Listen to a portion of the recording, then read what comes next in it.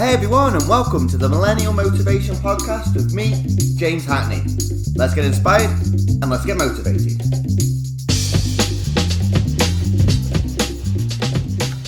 Hey everyone, welcome to the Millennial Motivation Podcast. Delighted to have you on today's show where we've got an interview with Devesh, who is the owner of Progressaholic. He is a podcaster, a blogger, Shopify store owner, and a student who has a passion for being a progressaholic. And the quote to really sum up Devesh is, "The day you stop improving is the day that you stop living." He's all the way from Canada, and delighted to have you on the show, Devesh. Welcome to the Millennial Motivation Podcast. Thanks a lot, James. Really means a lot. First of all, if you could give me and the listeners an overview of who you are, and if you would like to start with that, that'd be great. My name is Devesh, and I'm like 20 years old right now, and I'm currently living in Canada. And I've basically, for the first 18 years of my life, I lived in Dubai, and then after I moved to Canada. Originally, I'm from India, so I've got sort of like a three-dimensional perspective of three different cultures, you could say, and that's really helped to shape who I am as a person right now as well. And when I was growing up, I grew up as a extremely, how do I say it, like an extremely shy person. Um, a lot of fears, whether that was about the way I looked, whether that was about my capabilities. It was about like a wide range of things. So on the physical level, on the mental level, on the emotional level, I wasn't sorted out at all. Like I was basically in a mess for the first 16, 17 years of my life.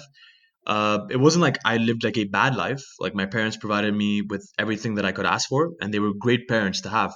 It's just that I had my own sort of limiting beliefs um, that sort of caged me. And I remember there was this point in my life when I was about 16 and a half, almost turning 17. And I was like about to go to bed. And I asked myself this question. I was like, if today was the day I was going to die, would I know it sounds a little corny, but if today's the day I'm gonna die, would I really be proud of the way that I lived? Like would I be able to say that, okay, fine, this was an incredible life and like I'm happy to go away now?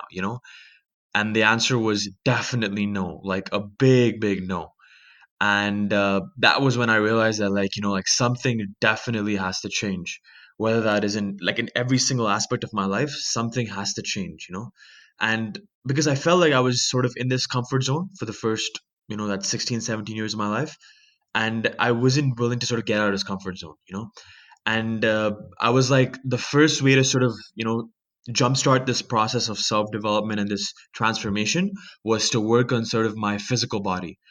So that was when I realized that, like, because I was pretty obese. I was around in like kilograms. I was around 95 kilograms, and like that's not the right way to be, especially when you're around like 170 centimeters at the age of like 16, 17. Um, and that's when I was like, let me try and change the physical part of it, because if your body doesn't support you, you can't really, you can't really function well on the mental level and on the emotional level. So that's where I was like, you know what, let's work on the physical body first. And then like I started playing tennis like twice a week, started in kickboxing 3 times a week, and started like going for runs 5 times a week. So I was like overlapping stuff. So I would like go in the morning and then go at night as well. So I was working out maybe 2 hours a day to sort of drop the weight. And then it took me about a year to a year and a half. But within a year and a half, I lost about 27 kilos, which is I think around 70 pounds. Um, which was, yes, it was a great experience, and I felt much better after that year and a half. And I could legitimately see that as I was dropping the weight, I felt that like my I was able to sort of get a hold of my mental aspect a lot more, and the emotional part of it as well, because my body was able to support me a lot more. And that really helped me out personally. And after that, because another thing that really I went through was something that like really, really affected me was my social anxiety. So in a general conversation like this with you, James, I wouldn't be able to even speak. Like I wouldn't be able to even come on this podcast today. I wouldn't be able to have a whole conversation for even 30 seconds. Like I used to literally run away from conversations as much as I could. And it was something that was pretty concerning, especially for my close circle around me. especially my parents, because they were genuinely concerned as to how am I going to make it in this world if I can't really even hold a conversation with someone, And that was more for the fact that, like you're afraid of what people are going to think about you. You just think that you're not good enough. Like, what value can you bring to someone else? Like, what value could I bring to you? So, why should I waste your time by talking to you if I can't really bring any value to you? That was the sort of mindset that I was living with. And I realized that, like, look, I could easily live this way in my comfort zone for the next 60, 70, 80 years, no matter how long I live, and I'll die, as simple as that, and I'll move on.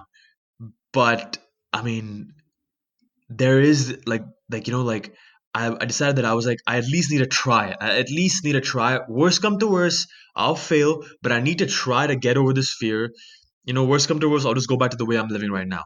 There's no harm done over here. So I was like, you know what? There's no point. There's like, let me at least try to change something over here. And that was when I came up with this thing where I was like, I'm gonna try to meet one new person every single day, no matter what. Well, whether that's when I'm on my daily commute, or whether that's, I'm meeting someone new. Like, I was in high school back then, so I was meeting someone new in high school, or I was meeting someone new somewhere else. It was like the more you open yourself up to it, the more you realize there's an opportunity to meet someone new in every single aspect of your life. And the first 6 months were really hard. I'm not gonna lie. There were a lot of failures because my social skills weren't developed enough to hold a conversation as such. There were a lot of awkward moments, definitely in the first 6 months, a lot of awkward moments. And, like, for example, you start a conversation and after like 20 seconds, it fizzles out and you're just like, what do I speak at this point, And it just happens at times when your social skills aren't developed enough. At times, the other person isn't able to sort of connect with you that well, and it just leads down a path of where you just sort of know that, like, this is not going to go anywhere. This conversation, but like, I kept telling myself throughout it all, I was like, I kept telling myself, like, look, there's 7 billion people on this planet. I'm not good, like more than 7 billion people. I'm not gonna get along with everyone, but there has to be someone out there that I'm gonna like vibe with and sort of get along with really well. And the more I sort of practiced it, the more I realized that the quality of my conversations kept improving more and more and more, and the quality of people that I kept meeting increased more and more and more. And especially the last 2 years of my high school, I think I really broadened my horizons with meeting people and all that. And my social circle just like blasted completely in the last 2 years of my high school, and I sort of carried that on um, to like my university life. And in university, it's pretty easy to meet new people because you're on campus. There's always new people to meet around you, and that's just completely changed my life because I think that there's genuinely something to learn from everyone around you, no matter whether you get close to them or you don't get close to them or you never meet them again.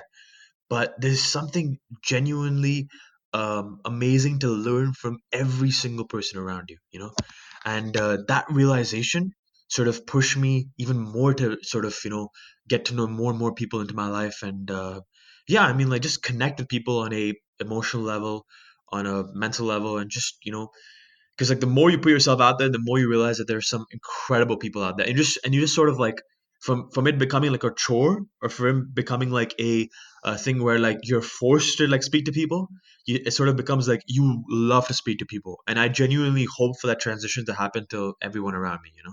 Yeah, no, that is an amazing story. How you've come from this guy who is what seems to be Yeah, the person you are now, a shell, and someone who was so low, to building yourself up on a journey. Which I know you mentioned you're currently 20 years of age. It's happened over a relative short period of time compared to the previous years. So 16, 17 years you were suffering, and then you've kind of transformed and yeah, revolutionized your life up until today, which I think, first of all, is a massive congratulations to yourself. And I think that there's people that are listening now who are suffering from, you touched on some like fears, your yeah, capability, your yeah, social anxiety, who are listening, who can see this transformation that you've been on, can really relate to that.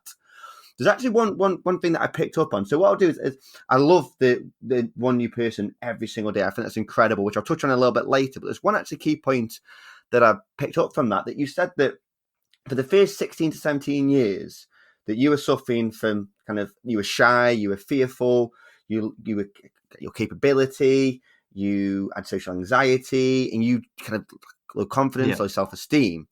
But you mentioned as well that you were in your comfort zone. So talk to me. So were you comfortable with having these emotions and these fears? Were you comfortable with that at that time? Would you say? Yeah, because look, I feel like there's like this sort of like this bubble that some of us sort of live in if you're not willing to push yourself out of that bubble. So within this bubble, you have your family, like you have your family and you have like your close friends, for example. And at that time, I had maybe like two best friends, and they were great people, like nothing bad with them. But it's just that I spend 99% of my time with them and with my family. I thought that this was my life, and I didn't have to branch out of this. So that was sort of like my comfort zone. A comfort zone sort of means when you're just like you're in this sort of zone where you're not sort of pushing anything and your fears sort of are at the back of your mind, but you're not sort of, how do I say it? You're not facing them as such. Accepted that they're part of you. Exactly. You've accepted them. You're just like, this is how I'm gonna. This is how I am. I don't mind like living the rest of my life this way. I'm fine just going this way. I'm fine dying this way. And that was something that like you have to really ask yourself whether like the quality of life that you're living right now, if that's something that you want to live for the rest of your life, or if that's something that like if you're dying into that quality of life, not to sound like very morbid or something, but uh if you're sort of like if that's the sort of quality of life that is just before your death, like would you be proud of that quality of life? Yeah, no, I had a very similar thing to that in April 2018 last year when I read a book called The Seven Habits of Highly Effective People, and there's a bit in there where it talks about how you want to be remembered in your eulogy, and I remember thinking that's nothing how I want to be remembered when I pass away, and that spurred on my change just as it spurred on your change by asking you that question, and I think it's an amazing question that just kind of popped into your mind and that you changed. But so what before then, before that question entered your mind and you started upon your journey, what did your average day look like then? And your habits and your routines? So it was a typical day, it was just like you just sort of because like back then I was in high school, so you just sort of go to high school, and even in high school, like I hardly spoke to anyone around me except those like my close circle of like two other friends of mine. So it was like at high school as well, you're just sort of going through the motions, you're doing your classes, you're with your those two friends of yours, you come back home, and then you just basically like you study a bit, you maybe spend a little time with family. It's like very like basic stuff. There wasn't anything sort of exciting that I was doing. There wasn't anything that sort of kept me alive. And it wasn't like like I had a bad sort of family environment, because I had an incredibly supportive family environment. Like they were unbelievably supportive of me. It was all just in my own mind as such. And even when I did start to sort of how do I say, when I did start to sort of change as well, and I did start to sort of like I spoke to my family about it, and I was like, these are my fears, and this is something that like I want to work on. And they were like, we are with you 100%. Whatever you need, like we have your back. And that's sort of been, I do have to credit my family for this, for the past 3 years especially. Like my mom, my dad, and my sister, they've really sort of been a big part of how do I say it, a big part of helping me be those guiding forces in really developing myself as an individual, and putting that self-belief into me. And I think it's very mature for you to have at that age of 16, 17 to actually recognize this is not how I want to spend the remainder of my life. And that's very mature of you. And you touched on that your family was supporting you and still there to have the belief. But what did you do? So you had the question that popped into your mind. You spoke to your family members that you wanted to change and the direction that you wanted to go in. Name me one thing that you did that you wanted to change instantly from that moment. Oh, definitely physically. Physically, like just my body, because like I felt like when I would look at myself in the mirror, I just felt horrible about myself. And I was sluggish in my approach to life, because if your physical system is not in check, like if your physical body is not in check, that's like the basic need of a human. If your physical body is not in check, you can never be mentally and emotionally sort of how do I say it, in place. Because uh like especially when you're obese, when you're borderline obese, it's it's really hard to sort of like, at least for me at that point, when you're dealing with when like your body is being instead of being a tool to your self development, it's being more of a hindrance to your self development, that's when you really know that you have to change something about it. So I think for me personally, it was the first part was the physical part of it, change the physical part, and then from then maybe move on to the emotional aspect and the mental aspect of it. Brilliant. Yeah. So starting with the physicality then, how did you go about setting goals of what you wanted to achieve? I set up goals that I was like per month. That's the amount of that's the amount of fat or that's the amount of weight that I want to lose.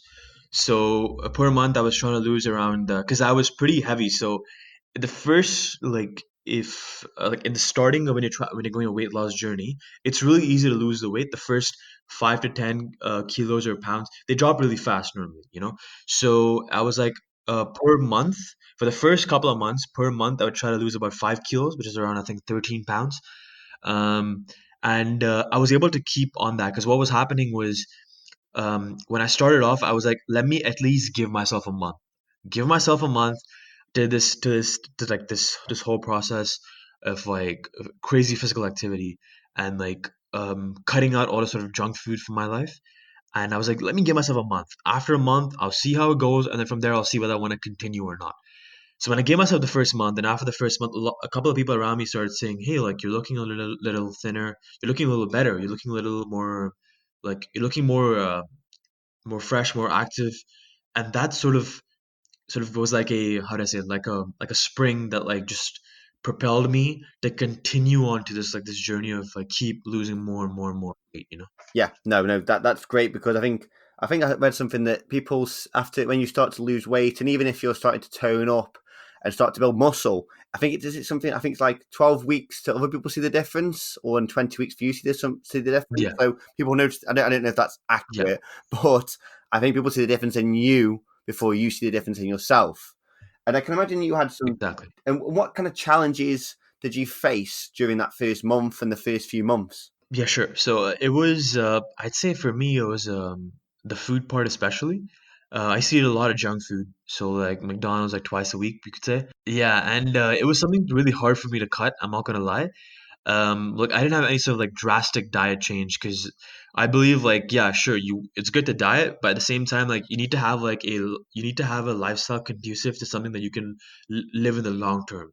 So your food habits need to be something that are cultivated for the long term, not just for like 2 or 3 months where you diet and then you lose the weight and you just put it back on, you know? So I was pretty adamant to sort of have a lifestyle change where I start eating more healthier foods as such and cut out the sort of junk food from my life. And that was really hard, man. I'm not gonna lie. The first couple of weeks, especially, because like you're working out a lot more, so you're more hungry because you're working out a lot more, and you're like, it's like at times I would literally like, like it used to like piss me off like crazy, but I think after getting past the first couple of weeks, I just told myself, give myself the first month, just surrender myself to the first month. After that, we'll see how it goes.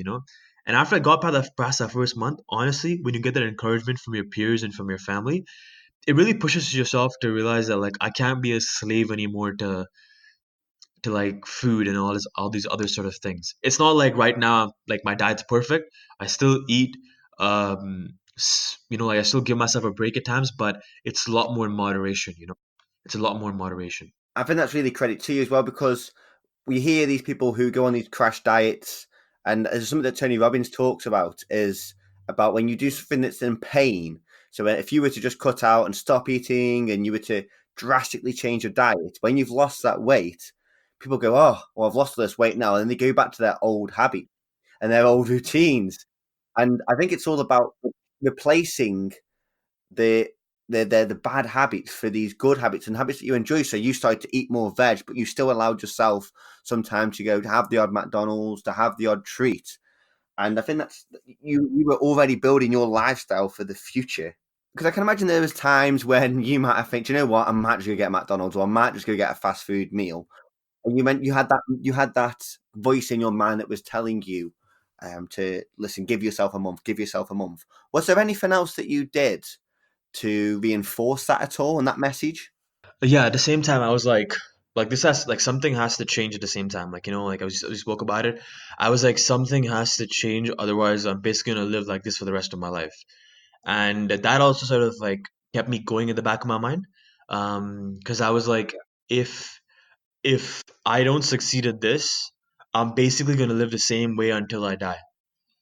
So, and like, I don't know whether I'm gonna have the same sort of willpower that I have right now to change, maybe 5 years in the future. Because 5 years in the future, these sort of things are more ingrained into your mind, or 10 years in, like, I do believe it's like never too late to change, but at the same time, it gets a little harder the more older you get, because those patterns they sort of like stick in your mind.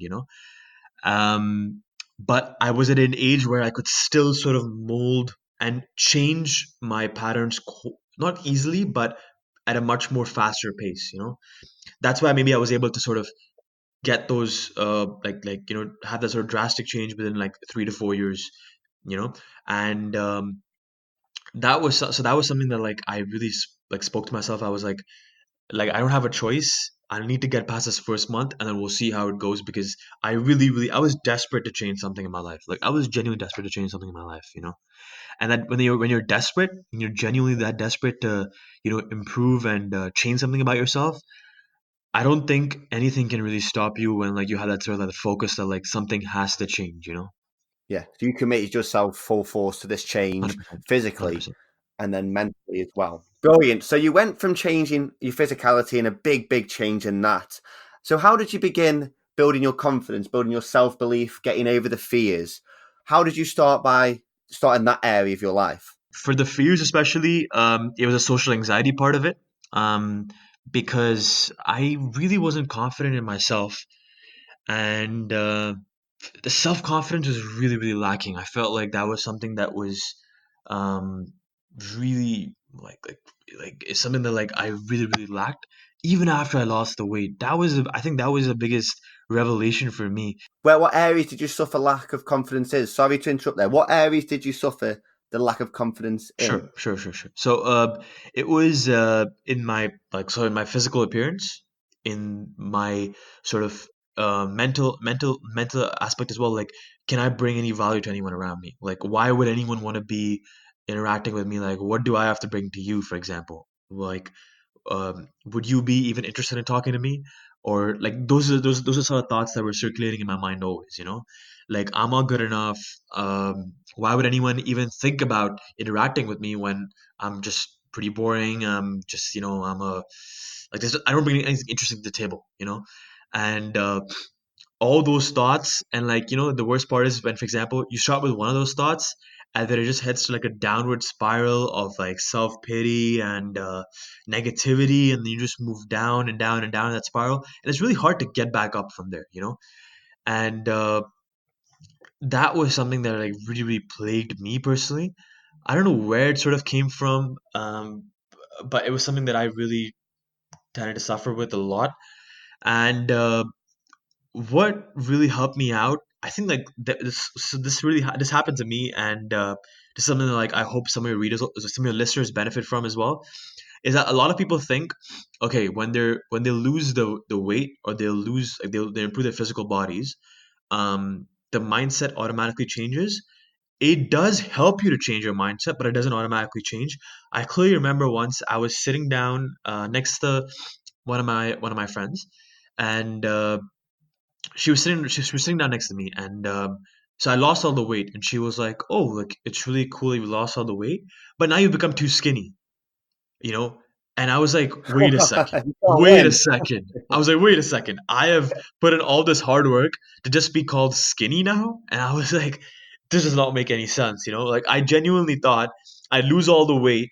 And also like I'd get the approval of everyone else around me. And once I get the approval of everyone else around me, I'll be accepted more by everyone else around me. But now apparently I'm too skinny. So I think I really thank her for saying that to me, because after I realized that no matter how like to no matter to what extent I change my body, whether I become like the most jacked guy ever, and like I have like the perfect male body possible, like there's always gonna be someone that finds some sort of fault with it, as simple as that. So I really need to sort of work on my mental aspect of being fine with myself. And I think I genuinely like that incident is still like ingrained in my mind, like although it happened 3 years before this, it's still sort of ingrained in my mind, up to this point. And that really taught me that, like, no matter what you do, man, like, there will always be some people that will maybe criticize you or sort of, like, not accept you for who you are. Um, so you really have to, like, it sounds cliche, but the first step is to accept yourself for who you are. And that was then working on the mental aspect of it, that realizing that, like, changing my mindset around people especially, and realizing that, like, um like, I have something to bring to the table as well, and people are as interested in talking to me as I'm interested in talking to them. And yes, sure, you can change the mindset. You can like speak to yourself in your mind and keep telling yourself that, but until you take action about that thing personally, you can't really change it. So that the action was meeting the one new person every single day. So if with mindset changing, I believe that you have to put something into action, and at the same time, while you're putting something into action, your mindset sort of works as well. Because a lot of people, there's a lot of um like, I'm not being condescending or mean to anyone, but there are a lot of speakers, especially in the world, that it's all about, like, like, changing your mindset, but they won't speak about the fact that you got to put stuff into action as well. Yeah, yeah. You can't just think about changing your mindset. You have to put it into action as well as think about it. It's a two-way process, I completely agree with that. You can have all the knowledge in the world, you can be watching all the videos, you can be reading all the books, but as long as if you don't start taking action upon what you're learning, upon what you're reading, this goes out to any of the listeners out there, because I know I've done it in the past. I've reading all these books, watching all these videos, that never take notes, never take action, and have a plan of what I'm going to do next. Then you'll never ever change that mindset. And Devesh, I think you're completely right. It is all about taking action, and a really great point that you touched on as well is that, no, you could be the most successful person in the world, you could do the most greatest thing in the world, but somebody is always going to criticize you. Yeah. There's You touched on earlier. There's 7 billion people on this planet. You will never please everybody. It's impossible. So stop worrying about pleasing, or does somebody like me? Does someone not like me? Yeah. As long as you are happy with yourself, as long as your closest friends, your family, the people that you genuinely care about, as long as they are there to support you and there to give you constructive criticism, give you ways that you can improve, but also be appreciative and congratulate you when you're giving your best efforts, then that's what really, really matters. Yeah. And I think that's such a great point that you touched on. Yeah. No, I mean, like, and like, honestly, James, like, I just want to say kudos to you for realizing that as well. That like, especially what you said about the reading part, where you're reading, you're not taking notes. Like, I mean, like, a lot of people don't realize it their entire lives, and the fact that you've realized it, that it's amazing to see that as well. Just wanted to say, like, kudos to you No, for that. thank you, man. Thank you. But I think also it can be so difficult when you read these self-help books and you watch these videos, that there's so much information that is thrown at us. There's so much, oh, I should be doing this, I should be doing this. And then next thing, another thing comes along that we can, Exactly. the amount of information that's fed our way can lead to more procrastination, because we want to take action, but it seems like there's just too much to take action on. Yeah. And it's about taking the small steps forward. 100%. 100%. What books did you start then? When you started the self development and you started to mention you were reading, what kind of books did you head towards and discover? Books were, yeah, definitely a part of it, but I would say, I learned more by, like, watching stuff and listening to Okay. stuff. So I started listening to a lot of the guys that are currently around. Like, for example, podcast wise, I used to listen to a lot of Lewis Howes, The School of Greatness. Yeah. And he's got an amazing podcast where he, like, brings in a new person every single week, like 3 times a week. He brings in new people, and these are, like, people that are successful in their own sort of fields. And the best part is you get to learn something very different every single time. So it's not, like, very repetitive. It's something very different because he brings in very different personalities every single time. So that really helped me out a lot. Um, Gary V, whether you agree with him or not, the guy's got that sort of, like, he can definitely, like, put that spark in you to really sort of He's got work on so much yourself. energy. And So much energy, that exactly, guy. exactly, exactly. And, like, that really helped, especially because I'm someone that, like, recently I've been in situations where I've had to give a lot of speeches as such, or had to, like, interact, whether that's on video or, like, in person. I've had to interact with people on a on a stage or on a video, for example, and seeing his energy, you see that energy that he brings, and like although he speaks about topics that are pretty basic, like patience and gratitude, which are like extremely basic, but you have like 11 or 12-year-olds listening to him. 11 to 12-year-olds who like do not give a damn about patience and gratitude are listening to a guy like him. It's because he makes it entertaining for you. So I think there's definitely something to learn from him, especially with the way he delivers his message. He talks about the patience and the gratitude, but these are elements that you've got to bring to your life that are the foundations of then you moving forward into greatness. It's like when you build a house. If you don't get the foundations right, the house is going to crumble Yeah, no matter how good you build the rest of it.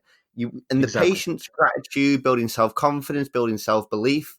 Yeah, people talk, and I talk a lot on the podcast about the simplicity of these habits and these routines by just practicing gratitude and having patience and having or building the self belief and self confidence. But they are simple, but you're building just the foundations out for you then to build your future success.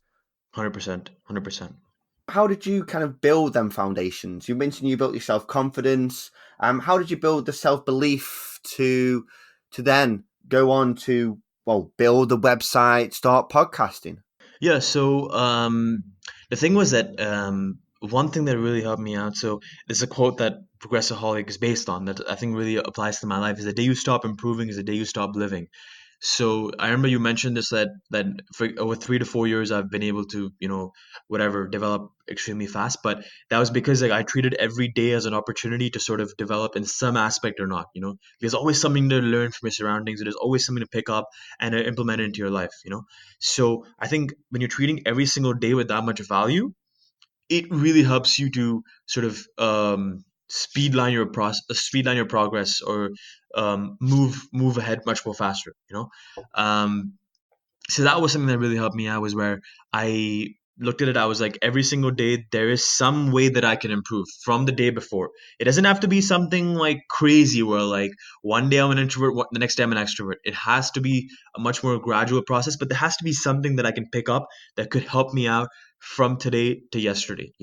And uh, something that really, as well, that really helped me out was journaling.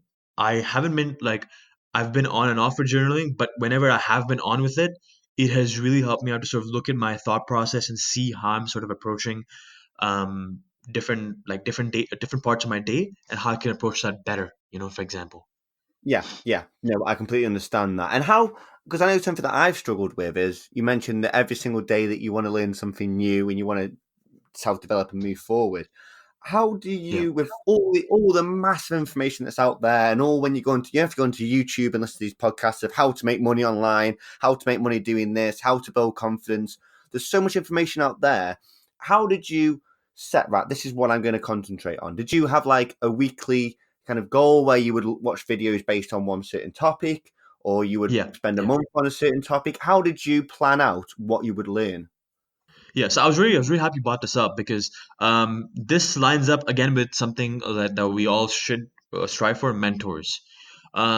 So what I did was I started to segment my mentors for different aspects of my life, and this was only through like trial and experimenting. Like you have to experiment, you have to go online, see 10 different people, and there's gonna be one person that you really sort of click with. If you've only seen one person, for example, you're never gonna know what else is out there, and sometimes you have to sort of experiment and see what's out there, um, to sort of get an idea of who could be the right mentor for you. And mentors is something that like I believe that you don't need to have one mentor for your entire life. I think you can have mentors for different aspects of your life. So, and mentors, like we genuinely live in like the best time possible, where you do not need to have a mentor in person sitting down with you. Your mentor could be through this. For example, like you're right now in the UK and I'm in Canada, and for example, if you were my mentor, we could just speak on like some sort of calling app, and we could speak across the Atlantic, like interact with each other. So my mentor could be across the Atlantic Ocean, and I wouldn't even have to go meet the guy. I could just speak to him anytime I want. Or it could be through some sort of videos, or the person, also through like that person's journey, you sort of learn a lot more from them. So that's through like their social handles. Like for example, Gary Vee could be a mentor for someone, although you've never met the guy. So how, like, like that's what technology has sort of provided us with, where you're able to have someone as a mentor without actually even being able to meet them.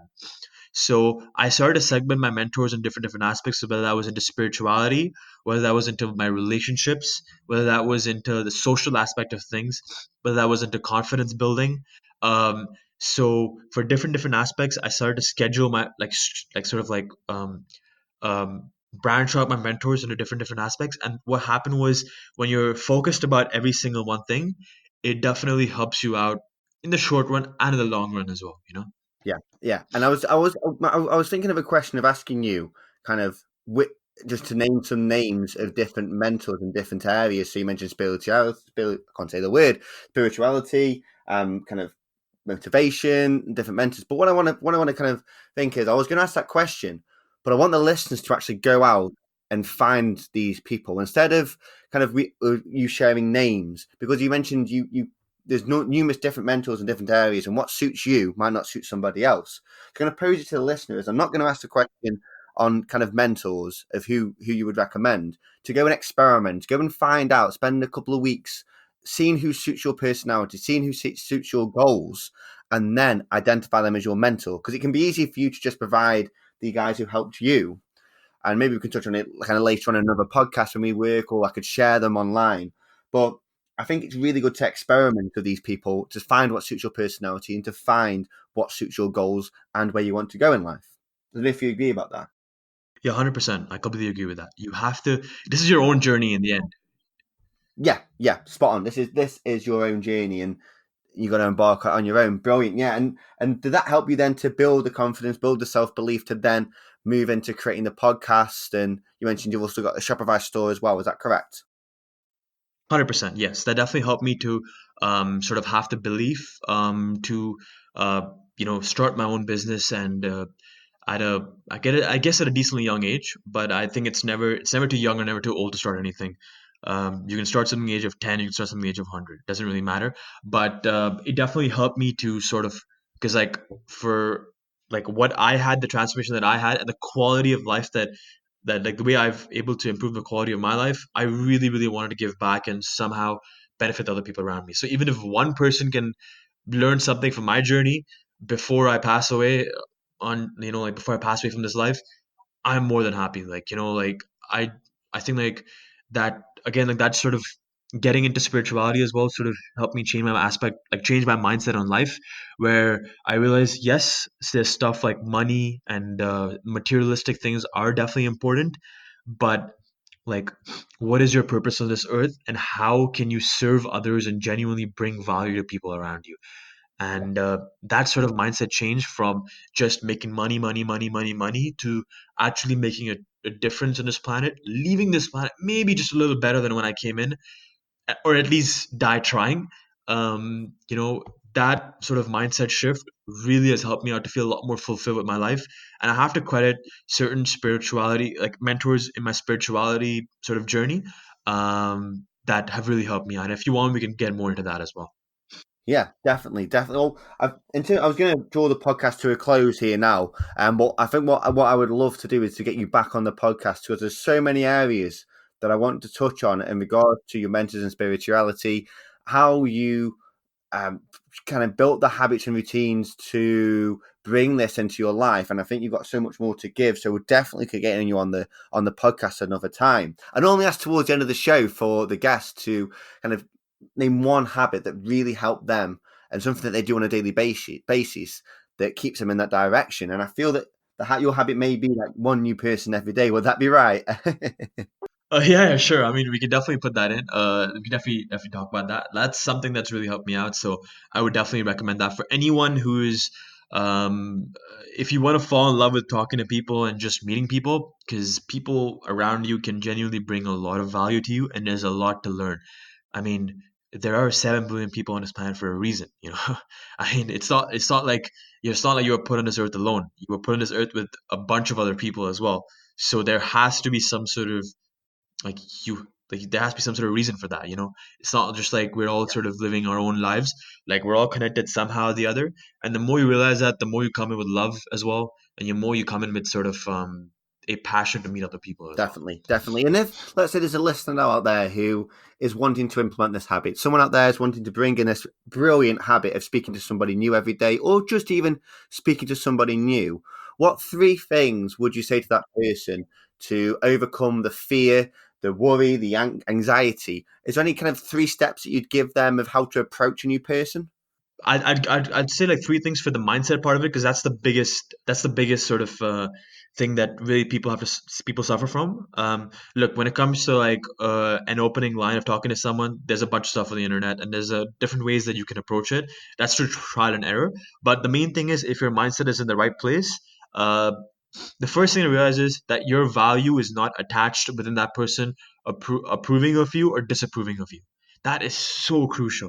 Your value is not attached at all with that person interacting with you or not interacting with you. So, for example, you go up to a person, you're like, "Hey, how's it going?" Or, "Hey, I really like your outfit," or whatever. You know, like you go up to a person, you start talking to them, and they straight up give you a cold shoulder, and they straight up just like look at you and they look away. And at that point, like your ego is like really hurt, because you're just what the hell is wrong with this guy, Yeah. you know, or what the hell is wrong with this person. Like I literally took out like I literally took the energy out, um you know, like to actually go and speak to this person, and this effing guy decided that he was gonna do this like he was just gonna ignore me, you know. And you know, at that point it's really important to realize, look, you did your best, you tried, you know, you tried your best, and it's not up to you whether that person wants to interact with you or not. That's their choice. Your main goal is to get over your own fear, you know, which is to go and speak to that person, you know. That's number one, to realize that your value is not attached to someone else, but it's attached only to yourself.